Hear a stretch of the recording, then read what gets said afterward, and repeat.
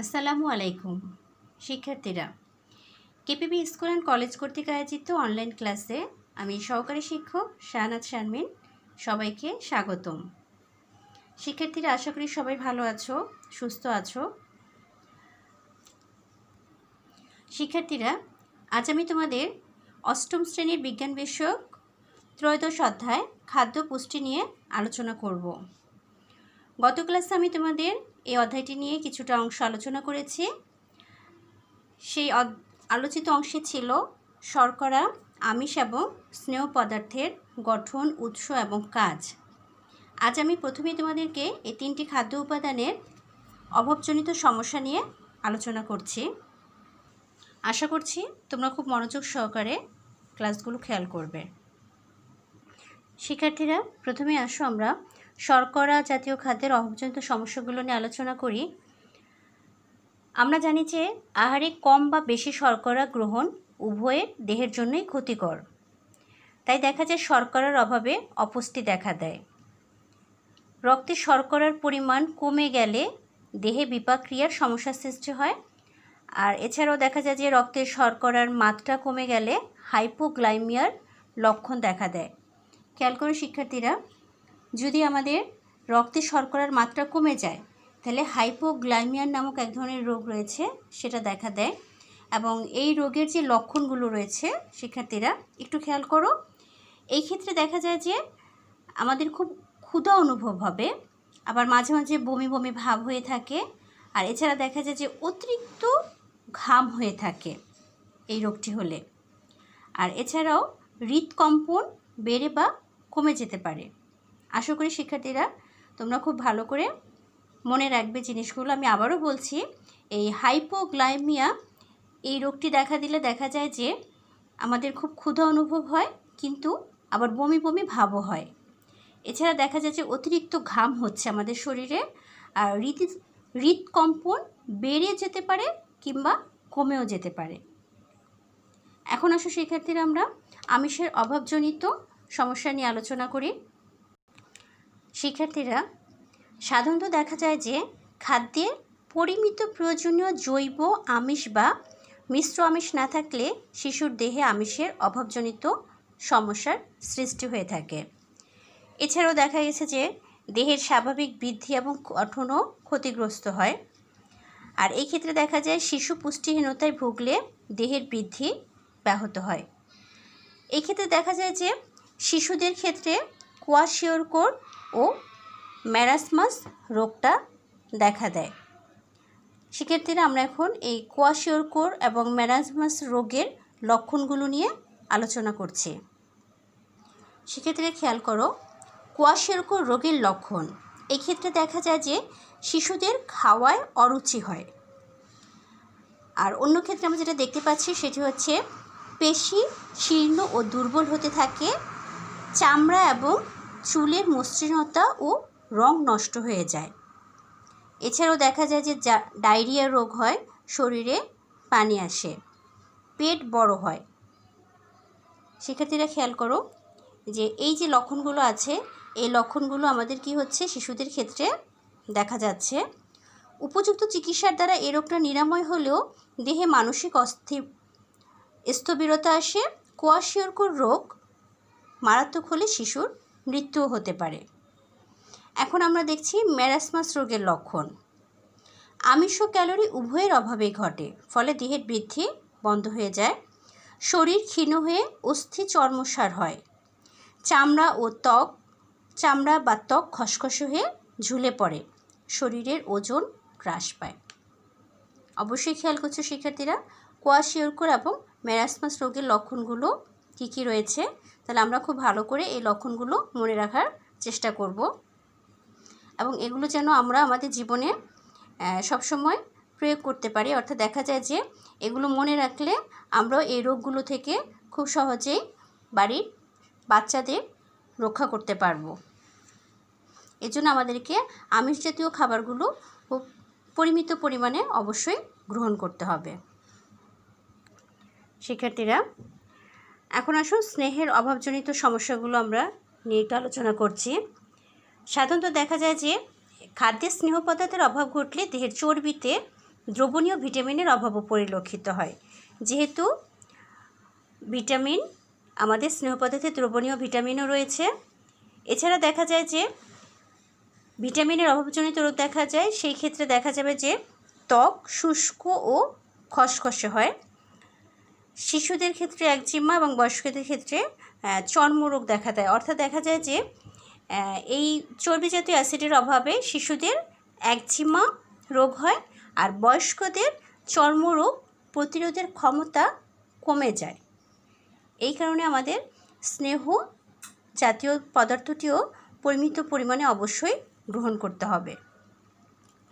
শিক্ষার্থীরা, তাহলে আমরা প্রথমে ক্যালোরি নিয়ে আলোচনা করি, এরপর আমরা খাদ্যের অন্য উপাদানগুলো নিয়ে আলোচনা করব।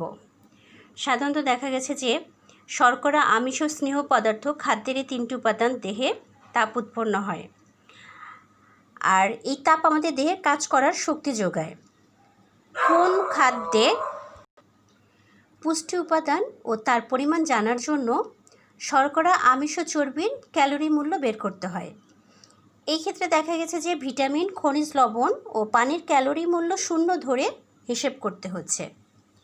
তাহলে শিক্ষার্থীরা, আমরা জেনে নিই ক্যালোরি কি।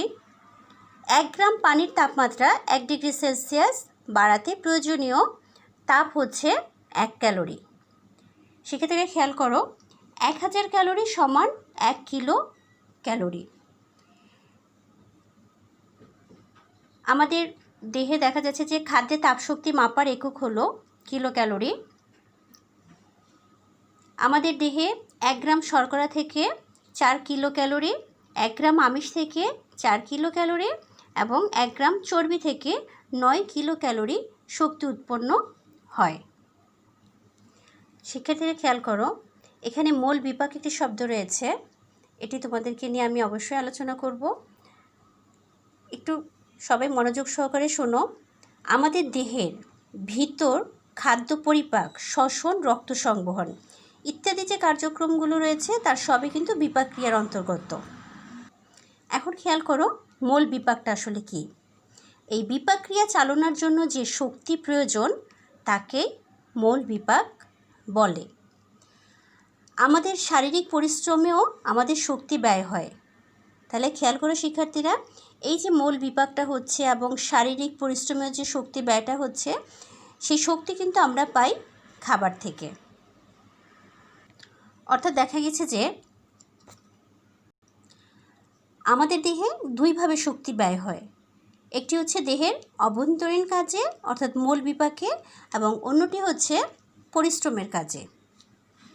শিক্ষার্থীরা, দেখা গেছে যে প্রতিদিন কার কত ক্যালোরি অর্থাৎ মানে এই যে তাপ শক্তি প্রয়োজন হয় তা নির্ভর করে প্রধানত বয়স, দৈহিক উচ্চতা এবং দৈহিক ওজনের উপরে।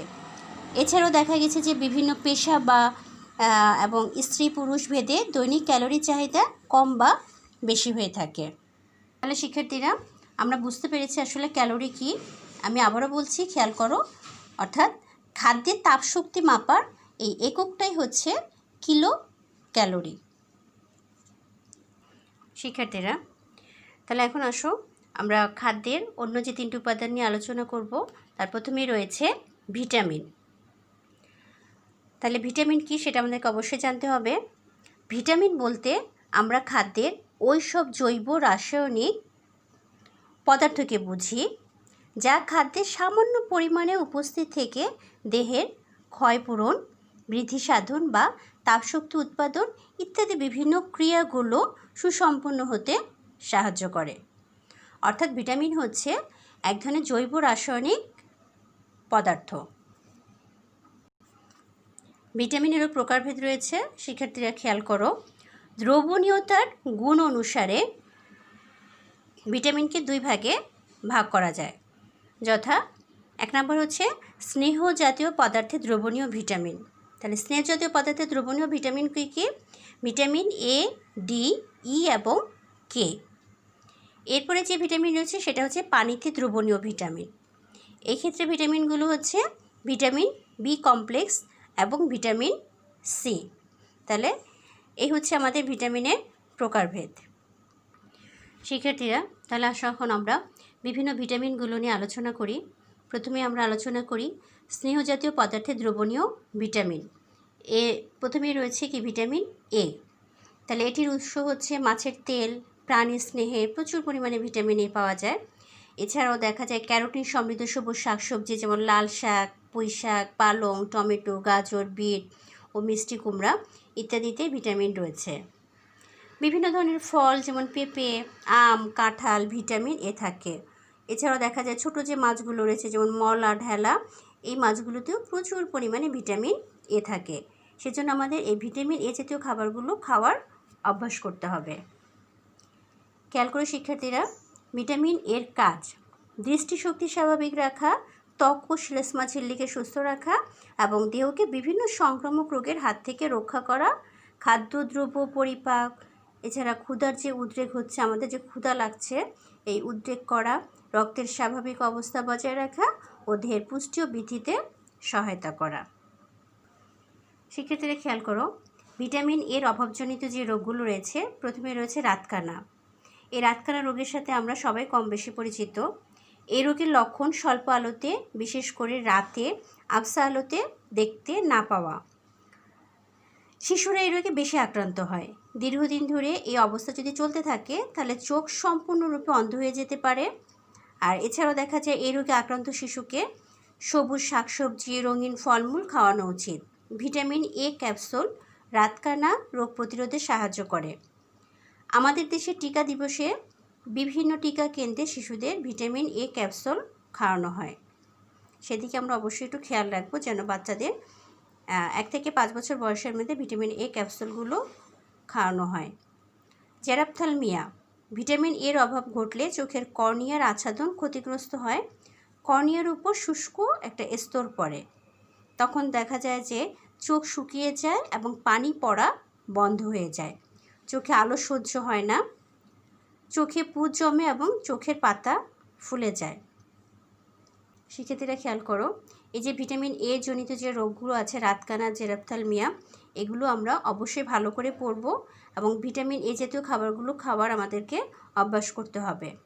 এই অবস্থা যদি চলতে থাকে তাহলে উপযুক্ত চিকিৎসা করালে এই রোগ থেকে উপশম পাওয়া যেতে পারে। তবে সবসময় চিকিৎসা না হলে শিশু অন্ধ হয়ে, তবে দেখা যাচ্ছে যে যদি সময় মতো এই চিকিৎসাটা না হয় তাহলে শিশু অনেক সময় অন্ধ হয়ে যেতে পারে। সেজন্য আমাদেরকে বাচ্চাদের এই ভিটামিন এ জাতীয় খাবারগুলো খাওয়ার ব্যাপারে অভিভাবকদের অবশ্যই খুব গুরুত্বপূর্ণ ভূমিকা পালন করতে হবে। এরপরে রয়েছে ভিটামিন ডি। আসলে আমরা এখন একটু ভিটামিন ডিটা নিয়ে আলোচনা করি। খেয়াল করো শিক্ষার্থীরা, ভিটামিন ডি এর উৎসগুলো প্রথমে আমরা দেখে নেই। ভোজ্য তেল, দুগ্ধ জাতীয় খাদ্য, মাছের বিভিন্ন মাছের তেল, ডিমের কুসুম, মাখন, ঘি, চর্বি এবং ইলিশ মাছে পর্যাপ্ত পরিমাণে ভিটামিন ডি পাওয়া যায়। ভিটামিন ডি এর কাজগুলো খেয়াল করো। অস্থি এবং দাঁতের কাঠামো গঠন, অন্ত্রে ক্যালসিয়াম শোষণ বাড়ায়, রক্ত প্রবাহে ক্যালসিয়াম ও ফসফরাসের মাত্রাটাকে নিয়ন্ত্রণ করে। অভাবজনিত যে রোগগুলো রয়েছে সেটা দেখো, খেয়াল করো সবাই। ভিটামিন ডি এর অভাবে লোহার শোষণ, সঞ্চয় ও হিমোগ্লোবিন তৈরিতে বিঘ্ন ঘটে। ভিটামিন ডি এর অভাবজনিত যে রোগটি রয়েছে রিকেটস রোগের লক্ষণগুলো খেয়াল করো সবাই। ভিটামিন ডি ও ক্যালসিয়ামের অভাবে শিশুদের হাড় নরম হয়ে যায় এবং বৃদ্ধি ব্যাহত হয়। পায়ের হাড় ধনুকের মতো বাঁকা হয়ে যায় এবং দেহের চাপে অন্যান্য হাড়গুলোও বেঁকে যায়। হাত পায়ের অস্থিসন্ধি বা গিঁট ফুলে যায়। বুকের হাড় বা পাঁজরের হাড় বেঁকে যায়। এটার যে প্রতিকার রয়েছে, আসলে এই অবস্থায় ডাক্তারের পরামর্শ নেওয়াটাই অত্যন্ত জরুরি। এছাড়া নিজেদের আসলে এ ব্যাপারে কোনো সিদ্ধান্ত নেওয়া উচিত নয়। যদি এই ধরনের সমস্যাগুলো দেখা দেয়, লক্ষণগুলো প্রকাশ পায়, অবশ্যই আমাদেরকে ডাক্তারের পরামর্শ অনুযায়ী চিকিৎসা করতে হবে। প্রতিরোধের ক্ষেত্রে দেখা গিয়েছে যে শিশুকে ভিটামিন ডি সমৃদ্ধ খাবার খাওয়ানো উচিত। সূর্যরশ্মি থেকে ভিটামিন ডি পাওয়া যায়, তাই শিশুকে কিছুক্ষণের জন্য রোদ্রে খেলাধুলা করতে দেওয়া উচিত। শিক্ষার্থীরা খেয়াল করো, যদি এই রোগটি হওয়ার আগে আমরা এই প্রতিরোধের ব্যবস্থা করতে পারি তাহলে দেখা যাবে যে শিশুদের এই রোগ থেকে আমরা রক্ষা করতে পারবো। আচ্ছা, এই ক্ষেত্রে আরেকটি রোগ হচ্ছে অস্টিওম্যালেশিয়া। সাধারণত বয়স্কদের রিকেটস আর অস্টিওম্যালাসিয়া নামে পরিচিত। শিশুদের ক্ষেত্রে যেই রোগটি রিকেটস নামে পরিচিত, সেটি বয়স্কদের ক্ষেত্রে অস্টিওম্যালাসিয়া নামেও পরিচিত। এই রোগের লক্ষণগুলো খেয়াল করো। ভিটামিন ডি এর অভাবে ক্যালসিয়াম শোষণে বিঘ্ন ঘটে, ক্যালসিয়াম ও ফসফরাসের সঞ্চয়টা কমতে থাকে, থাইরয়েড গ্রন্থির কাজের পরিবর্তন ঘটে, অস্থি দুর্বল হয়ে অস্থির কাঠিন্য কমে যায় এবং হালকা আঘাতে অস্থি ভেঙে যাওয়ার সম্ভাবনা অনেক বেশি থাকে। অর্থাৎ দেখা যাচ্ছে যে রিকেটস এবং অস্টিওম্যালাসিয়ার লক্ষণগুলো একই। একটি হচ্ছে শিশুদের ক্ষেত্রে রিকেটস রোগের লক্ষণ, আর অন্যটা হচ্ছে অস্টিওম্যালাসিয়া, এটা বয়স্কদের ক্ষেত্রে এই লক্ষণগুলো দেখা যাচ্ছে এবং দুটো রোগই ভিটামিন ডি এর অভাবেই হচ্ছে। শিক্ষার্থীরা, প্রতিকার আসলে সেটা হচ্ছে যে যদি এই রোগগুলো হয়েই যায় তাহলে অবশ্যই আমাদের ডাক্তারের পরামর্শ নিতে হবে, উপযুক্ত পরিমাণ ক্যালসিয়াম ও ভিটামিন ডি যুক্ত খাবার খেতে হবে। শুধু যে ভিটামিন ডি এর অভাবে এই রোগটা হচ্ছে তা নয়, সেখানে দেখা যাচ্ছে যে ক্যালসিয়াম একটা খনিজ লবণ, এই খনিজ লবণের অভাবেও এই রোগটা হতে পারে। তাই আমাদেরকে প্রয়োজন মতো ক্যালসিয়াম এবং ভিটামিন ডি জাতীয় খাদ্য খেতে হবে। প্রয়োজনে উক্ত উপাদানগুলোর জন্য ওষুধ সেবন করা একান্ত প্রয়োজন। কিছু ক্যালসিয়াম ট্যাবলেটও পাওয়া যায়, যদি আমাদের একান্তই প্রয়োজন হয় তাহলে আমাদের এই ধরনের ট্যাবলেটগুলো অবশ্যই গ্রহণ করতে হবে। খেয়াল করো কিভাবে আমরা এটাকে প্রতিরোধ করতে পারি। শিশুকাল থেকে ভিটামিন ডি ও ক্যালসিয়াম সমৃদ্ধ খাবার সুনিশ্চিত করতে হবে। যেহেতু আমরা এখন জানি যে কোন খাদ্যগুলোতে ভিটামিন ডি পাওয়া যায়, এটার উৎসগুলো আমরা জানি, সেজন্য আমাদেরকে পরিমাণ মতো এই ভিটামিন ডি জাতীয় খাবারগুলো অবশ্যই খেতে হবে। এছাড়াও দেখা গেছে শিশুদেরকে কিছুক্ষণের জন্য রোদ্রে খেলাধুলার ব্যবস্থা করতে হবে, কারণ সূর্য থেকে আমরা সূর্যের আলোতে ভিটামিন ডি রয়েছে এবং সেই ডিটা বাচ্চাদের জন্য খুবই প্রয়োজন। এখন আসলে আমরা ভিটামিন ই নিয়ে আলোচনা করি। ভোজ্য তেল ভিটামিন ই এর সবচেয়ে ভালো উৎস। শস্যদানা, যকৃৎ, মাছ মাংসের চর্বিতে ভিটামিন ই পাওয়া যায়। কাজ: ভিটামিন ই কোষ গঠনে সহায়তা করে, শরীরে কিছু ক্রিয়া বিক্রিয়ায় অংশগ্রহণ করে। খুব কম ক্ষেত্রে ভিটামিন ই এর অভাব ঘটে এবং অভাবজনিত লক্ষণও এটা কম। শিক্ষার্থীরা, আশা করি ভিটামিন ই এর উৎস, কাজ এবং কাজ নিয়ে যেটা আলোচনা করলাম তোমরা ভালো করে বুঝতে পেরেছো। এখন আসো আমাদের ভিটামিন কে নিয়ে আলোচনা করি। আমরা এই সবগুলো যে ভিটামিনগুলো নিয়ে আমরা এই পর্যন্ত আলোচনা করলাম সেগুলি কিন্তু সবগুলোই আমাদের কোন জাতীয় ভিটামিন? স্নেহ পদার্থে দ্রবণীয় ভিটামিন। সবুজ রঙের শাকসবজি, লেটুস পাতা, ফুলকপি, বাঁধাকপি, ডিমের কুসুম, সয়াবিন তেল এবং যকৃতে ভিটামিন কে পাওয়া যায়। কাজটি খুব ভালো করে খেয়াল করো। দেহে ভিটামিন কে প্রথমবিন নামক প্রোটিন তৈরি করে। প্রথমবিন রক্ত জমাট বাঁধতে সাহায্য করে। আমাদের রক্তে অনুচক্রিকায় প্রথমবিন নামক এক ধরনের প্রোটিন রয়েছে। দেখা যায় যে দেহের কোনো অংশ কেটে গেলে এই প্রথমবিন রক্ত জমাট বাঁধতে সাহায্য করে, আর এই প্রথমবিন তৈরির জন্য আমাদেরকে ভিটামিন কে সহায়তা করে থাকে। সেজন্য আমাদেরকে ভিটামিন কে জাতীয় খাবারগুলো পরিমাণ মতো অবশ্যই গ্রহণ করতে হবে। অভাবজনিত সমস্যাগুলো খেয়াল করো। যকৃৎ থেকে পিত্তরস নিঃসৃত হয়, আর পিত্তরস নিঃসরণের অসুবিধা হলো ভিটামিন কে এর শোষণ কমে যায়। যদি আমাদের পিত্তরস নিঃসরণে অসুবিধা হয় তাহলে ভিটামিন কে এর শোষণটা কমে যাবে। আর ভিটামিন কে এর অভাবে ত্বকের নিচে ও দেহাভ্যন্তরে যে রক্তক্ষরণ হয় তা বন্ধ করার ব্যবস্থা না নিলে রোগী মারা যেতে পারে। এই ভিটামিনের অভাবে অপারেশনের রোগীর রক্তক্ষরণ সহজে বন্ধ হতে চায় না, এতে রোগীর জীবন নাশেরও আশঙ্কা বেশি থাকে। শিক্ষার্থীরা, তাহলে আমাদেরকে রক্তক্ষরণ বন্ধ করতে হলে অবশ্যই ভিটামিন কে জাতীয় খাবারগুলো পরিমাণ মতো এবং সঠিকভাবে গ্রহণ করতে হবে। শিক্ষার্থীরা, আমরা এখন পানিতে দ্রবণীয় ভিটামিন নিয়ে আলোচনা করব। প্রথমে যেটি রয়েছে সেটাটি হচ্ছে ভিটামিন বি কমপ্লেক্স। খেয়াল করো শিক্ষার্থীরা, ভিটামিন বি কমপ্লেক্সের কাজ হলো বিশেষ বিশেষ উৎসেচকের অংশ হিসেবে আমিষ, শর্করা ও স্নেহ পদার্থকে বিশ্লিষ্ট করে এবং এদের অন্তর্নিহিত শক্তিকে মুক্ত হতে সাহায্য করে। শিক্ষার্থীরা খেয়াল করো, এখানে কয়েক ধরনের ভিটামিন বি কমপ্লেক্স রয়েছে। ভিটামিন বি1, যেটাকে আমরা থায়ামিন বলে থাকি, এর প্রধান কাজ হলো শর্করা বিপাকে অংশগ্রহণ করে শক্তি মুক্ত করা। এছাড়া স্বাভাবিক ক্ষুধা বজায় রাখতে এবং স্নায়ুতন্ত্রকে সক্রিয় রাখতেও সহায়তা করে। Vitamin B2, রিবোফ্লোভিন, amino acid, fatty acid ও কার্বোহাইড্রেটের বিপাকে অংশ নিয়ে শক্তি উৎপাদনে সাহায্য করে। তাহলে এই রিবোফ্লেভিন হচ্ছে ভিটামিন বি2। ভিটামিন বি6, পাইরিডক্সিন, শক্তি উৎপাদনে সহায়তা করে। ভিটামিন বি12, যার আরেকটি নাম হচ্ছে সায়ানোকোবালামিন, লোহিত রক্তকণিকা বৃদ্ধি ও উৎপাদনে সহায়তা করে। আর শ্বেত রক্তকণিকা ও অনুচক্রিকার সংখ্যা বৃদ্ধিতে সহায়তা করে। এখন আসো শিক্ষার্থীরা, আমরা ভিটামিন সি নিয়ে আলোচনা করে। দেহের জন্য ভিটামিন সি অতি প্রয়োজনীয় উপাদান। এই ভিটামিন পানিতে দ্রবীভূত হয় এবং সামান্য তাপেই নষ্ট হয়ে যায়। তাই দেখা গেছে যে ভিটামিন সি দেহে জমা থাকে না, প্রতিদিন খাওয়ার দরকার হয়। টক জাতীয় ফল, আমলকি, আনারস, পেয়ারা, কমলা, লেবু, আমড়া ইত্যাদি ফলে প্রচুর ভিটামিন সি পাওয়া যায়।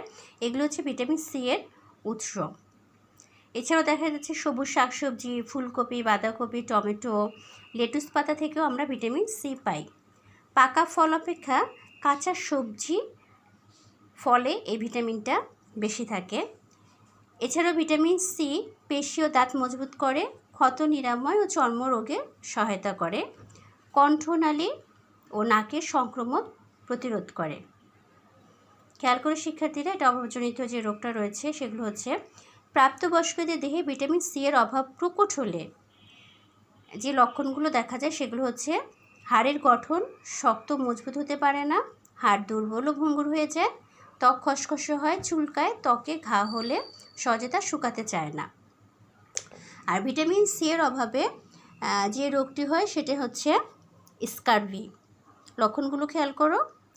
দাঁতের মাড়ি ফুলে নরম হয়ে যায়, দাঁতের গোড়া আলগা হয়ে যায় এবং গোড়া থেকে রক্ত পড়ে। এছাড়াও দাঁতের এনামেল উঠে যায় এবং অকালে দাঁত পড়ে যেতে পারে। শিশু ও বয়স্কদের এই রোগটি বেশি হয়। গ্রন্থি ফুলে যায় এবং মুখে ব্যথা হয়। রক্তক্ষরণ সহজে বন্ধ হয় না, ঘা শুকাতে দেরি হয়। অন্যান্য রোগ, বিশেষ করে সর্দি কাশি খুব সহজে আক্রমণ করে। সবাই প্রতিকার খেয়াল করো। এই অবস্থায় ডাক্তারের পরামর্শ নেওয়াটা সবচেয়ে বেশি জরুরি। আর প্রতিরোধের ক্ষেত্রে দেখা যাচ্ছে যে কোলের শিশুকে মায়ের দুধের সঙ্গে অন্যান্য পরিপূরক খাদ্য যেমন ফলের রস, সবজির স্যুপ ইত্যাদি খাওয়াতে হবে। সেক্ষেত্রে আবারও খেয়াল করো, প্রতিরোধের ক্ষেত্রে কোলের শিশুকে মায়ের দুধের সঙ্গে অন্যান্য যে পুষ্টিকর খাদ্যগুলো আছে যেমন ফলের রস, সবজির স্যুপ ইত্যাদি খাওয়াতে হবে। শিক্ষার্থীরা, আজ আমরা সম্পূর্ণ ভিটামিন নিয়ে আলোচনা করেছি। আগামী ক্লাসে আমরা অন্য উপাদানগুলো নিয়ে অবশ্যই আলোচনা করব। আজ এখানেই রাখি। আশা করি ক্লাসটি বুঝতে পেরেছ। আগামী ক্লাসে আবার দেখা হবে। আল্লাহ হাফেজ।